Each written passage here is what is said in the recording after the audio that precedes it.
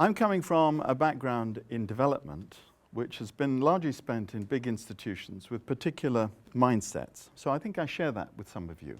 You know, you've been in that same situation where you're working with large institutions with a particular mindset. And that mindset very often is a kind of linear, we throw ourselves at the problem, we set a vision for where we want to go, and we construct the bridge to get there, and all of that. So it's almost a violent kind of intervention in the world. But it also is, has a particular mood about it. It's about us helping them. So it links in again with some of the patronizing stuff we mentioned. Now, I'd like to pick on a particular agency, not because they're the worst or the best, but because they're quite significant in terms of size. Now, if we look at the World Food Programme, they have their headquarters in Rome, so it's a little node. They have their offices in Nairobi, they have offices in Addis Ababa and in Delhi. Now, of course, as you know, their job is to respond to food shortages. So when there's a food shortage, all these lines start humming, all the little buzzing starts, and aid starts to flow, and food starts to flow, and calories come in by plane into a particular area. So their model of engagement is, there's a famine, we bring food. Boom. Now, this is a wonderful organization, and they are working very hard to improve some of the understanding that they have about the impact of dropping food into a community. But we're talking here about a learning process, and there are limits to enlightenment. So these institutions which understand the problem they've got find it very hard to become that learning organization, to become enlightened. And I'm interested to ask in this community, why? Why is it so hard for us apparatchiks, who are marching in this machine? We are looking ahead, we're looking back, that's what we remember, let's use that for what's coming up. But how do we face a world which isn't from the past? So best practice is by definition out of date. So how do we deal with a problem we've never seen before? So this is really what I'm kind of focusing on. Now, in 2007, The Economist published an article about somebody in Nairobi who sent a text message to London and Nairobi to the heads of the World Food Programme saying, please send more kilograms of food. This guy was called Mohammed Sokar, and immediately he became a celebrity. Suddenly the system was, we've got feedback coming, we're responding to the feedback. Now, the interesting question was that he didn't ask, help, we need some assistance here, please don't send food, send cash. He didn't ask that. I wonder what would have happened if he had asked that. Because the way that this organization was working at the time was that their idea was very kind of single loop. We have food, they're starving, boomf, over there, okay? Now, of course, the problem with that approach is that all the local food supply systems don't start working. Nothing happens. Basically, the food piles up, some of it ends up in the market, But what all of us are aware of, as, of course, our WFP, is that if you put in cash, you stimulate the local food supply system. In other words, it's a systems issue, not a band-aid issue.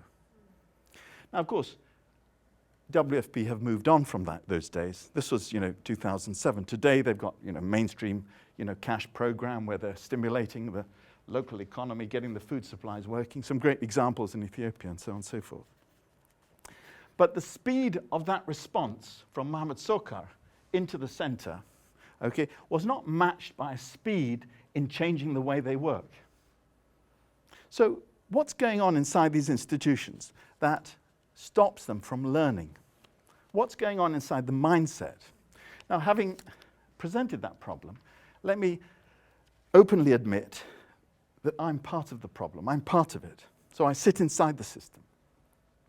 Recently, I tried to get my lawnmower fixed, bought it from a company from Austria. It had broken down. And the usual thing, press 1 for this, press 2 for that, press 3 for this. Finally ended up opening it myself to discover that the rotor had melted in the heat and it was unrepairable. Had a guarantee, took it back. Took it back. And they said, well, we can't fix it here. Take it to our workshop, and they'll fix it there for you with the guarantee. So I went over there. It was closed. Went back the next day. It was open. Gave them the machine. They said, no, you have to unscrew it. Sorry, you have to re-screw it all back together. Otherwise, we don't accept it. So I was stuck. Gone. Another object in our house, quite a well-known Scandinavian provider of shelving. I think this is on camera. So.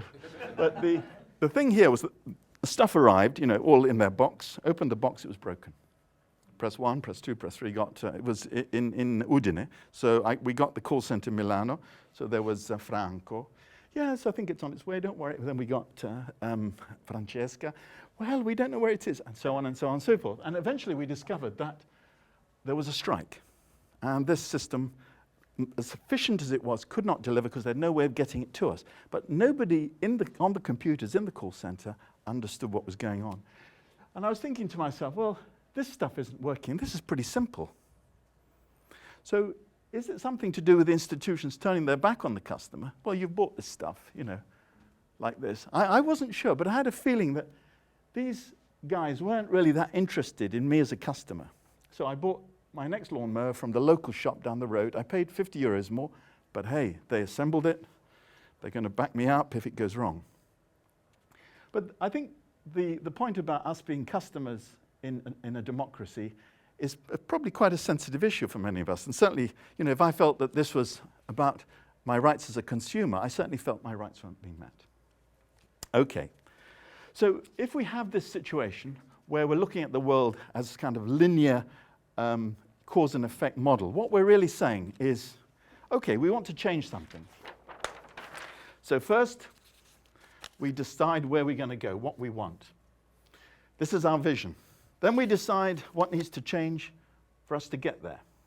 And that might involve quite a number of things. We then decide, now that we know that these changes need to happen, what structures, what job descriptions, etc. And then we decide, okay, down here, then we now know what we need to do in terms of development and training. There's all this stuff. So you have this causality, okay? And it's the basis of the way in which we think. Now, it might work fine when it comes to lawnmowers and shelving, which are fairly straightforward things. But imagine if you had to face, okay, now this isn't a particularly good picture, but this is a picture of a Balinese rice growing area. Now, there was a project that the Asian Development Bank developed here in Bali, which was about the Green Revolution, it was about improving the production, and so on and so forth. Now, the interesting thing about this system, and it's a system, is that basically the water flows down the paddies like this. And for each rice grower, they have a temple.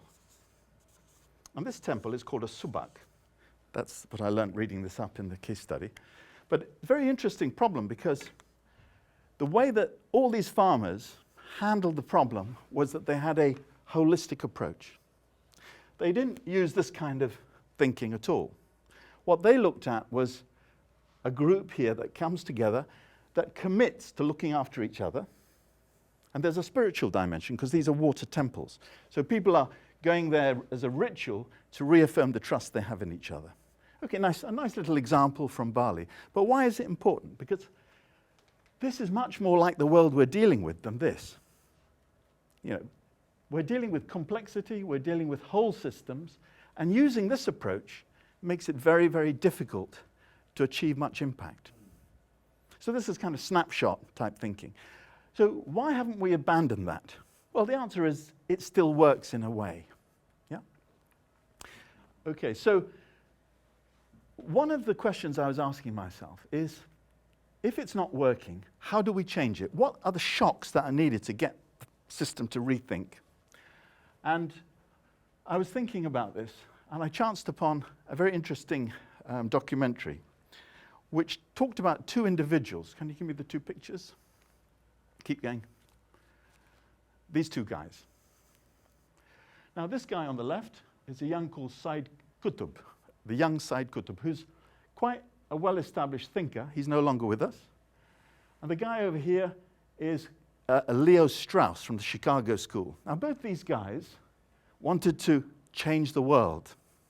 Now, Said Qutb went to the United States in 1947 from a small village in Egypt. He was a school inspector, and he went there to learn about the US education system.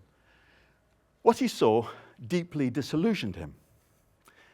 He saw a wealthy society with real wealth, real prosperity, but he found that people were distant. They were working in their individual ways. They weren't cooperating. There was this hunger for material possessions, and you can imagine, his reaction. And so his feeling was that this modernity was something he felt his country needed, but he didn't like all the corruption and the underlying values that went with it. So he started to put his thoughts together. Now, this other fellow over here, Leo Strauss, had a similar concern about society. He was worried that people were becoming materialistic, that they were worrying about the liberal society, me, not about how we all go forward together. And he started a small group at the Chicago School, which was aimed to try and resolve this problem. Now, the lives of these two men are connected. Said Qutb returned to Egypt, I think in 1950-something. He became active in the Muslim Brothers and was arrested by Nasser when he was tortured. And, of course, his ideas became more extreme. Strauss, on the other hand, stayed quietly at the school in Chicago. He was very concerned about what was happening in America, this liberal experiment failing. And he felt that what was needed was a clear sense of confidence that we needed to unite the United States around its role in the world.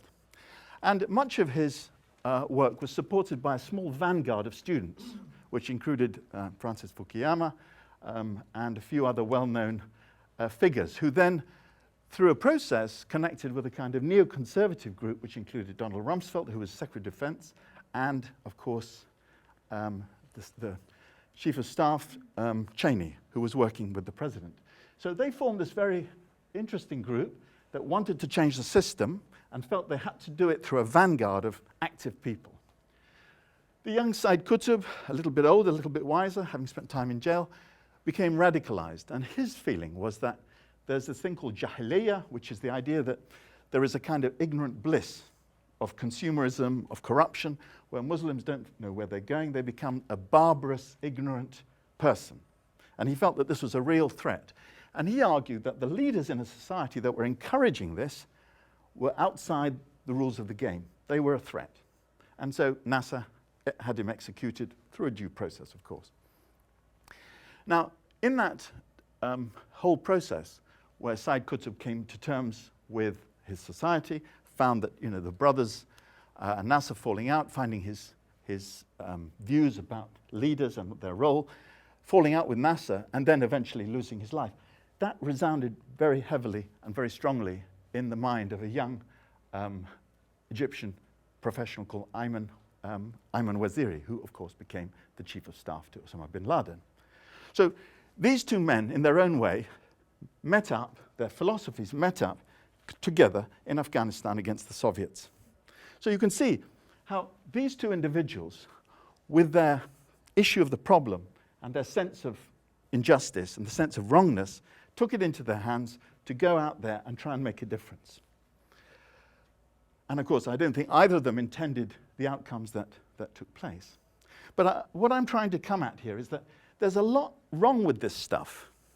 If you want to engage with change as I do, as you do, this kind of thinking, which puts us in a kind of linear, progressive model, based on this idea that the world is a cause and effect place, might work in some contexts. But when we're dealing with the rainforest, like in Java, okay, it's going to be very, very different. We need to think much more holistically. So what are the incentives for us to shift into that environment? Well, from listening to our talk today, our talks and our discussions, there are real incentives. We talk about the connections and the need to connect. So where does that leave me? Well, I've been, of course, as I said, part of the problem. Here's a problem, which is nothing new. The press always pick this up and run with it. But this is a classic, classic holistic problem. How do we deal with it? Well, this kind of approach with an outcome, action, looks great, but is it going to deliver the change? It's much more complicated. Okay, next one. Okay, so this is what I do. I plan activities, deliver outputs, achieve purpose, goals, etc. That's what I do. That's my business. I've been doing monitoring and evaluation around the world. That's what it's all about. Does it work? Yeah. Yeah, it's fine. We do it, and we got the ladder, and we check whether we achieve the outcome and whether the outcome delivers to purpose. We have reporting. We have indicators. And it seems okay. Seems fine.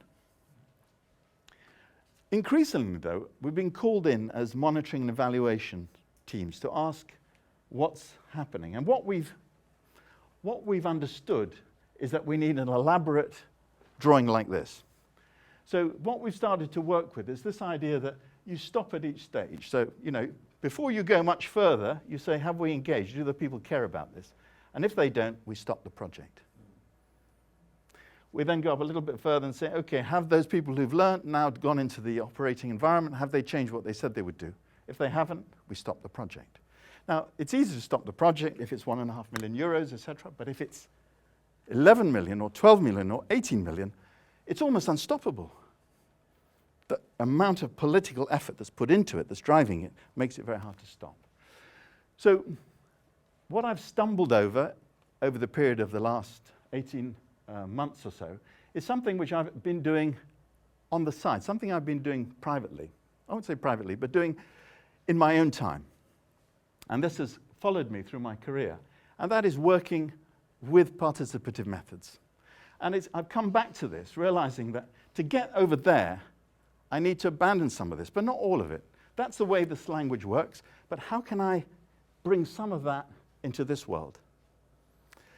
And so we now move into this idea, the social labs, which all of you are familiar with. Trusted conveners, bringing the whole system in the room, a system defined by a key question. So in this situation, we're asking ourselves, in this particular context, what do these stakeholders want? Now, often, the development stakeholder has a relationship with the government. So often you have to work at this level down here. So what I'm doing is I'm working with civil society, I'm working with young activists, and we're saying, what's the question? Often the question in North Africa is, how do we get jobs for young people?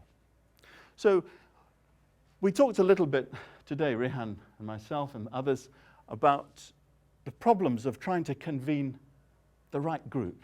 Because if you understand systems, then you realize that the temples, okay, that's part of it. But then there's the whole set of people controlling the water supply. Then you've got the outflow. Then you've got the people at these levels. There are people who take the rice and harvest it, and there are people, so depending on the question you're asking, you're getting quite a clear sense of who should be in the room. And of course, the challenge is, will they come? And that's where, the hard work begins. So my conveners tend to be UN agencies or embassies or NGOs or. But over the last couple of years, what I've understood is that I can't shift this stuff. This is embedded. It's embedded. I can't shift it. And I'm looking maybe to this work we're doing today to answer the question, how do we shift it? Okay, these subacts. Now, once the understanding came, the initial project that the government had with the Asian Development Bank was the Green Revolution of the 1980s. Let's push production up. And they said these subacts, they're old, out of date. They had a classic kind of development project. They pushed all the subacts to one side. They brought in fertilizers. They did this, they did that. They looked to the market forces, value chain, et cetera, et cetera. And rice production plummeted. So it took a little while, but eventually they managed to get rid of the project. I don't know how much it was, but it was a huge amount of money. And I think the report was something along the lines of, I wish we hadn't done this. Okay, so that was put to bed. Now, how do we shift? Because my sense is that as individuals, as we're walking into the world, we are laying out in front of us these chains. So it's an inbuilt system that we have. And so as individuals, how do we shift into a more holistic approach? Thank you.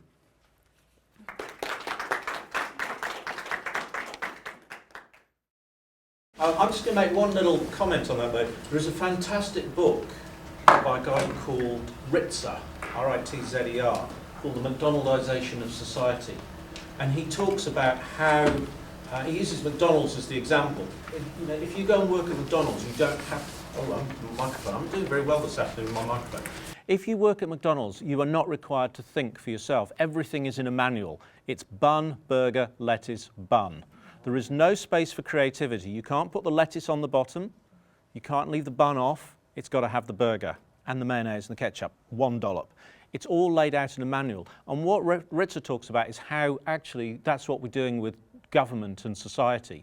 We're creating manuals for everything that we do. And as we do that, as we systematize everything and technocratize everything, is that a word? Should be. As the technocrats take over, we remove all personal choice. And you end up with shit like that because the experts think they know better. Because on paper it makes perfect sense. But actually they never bothered to ask the people whose lives it affects, who would tell you straight away that it won't work.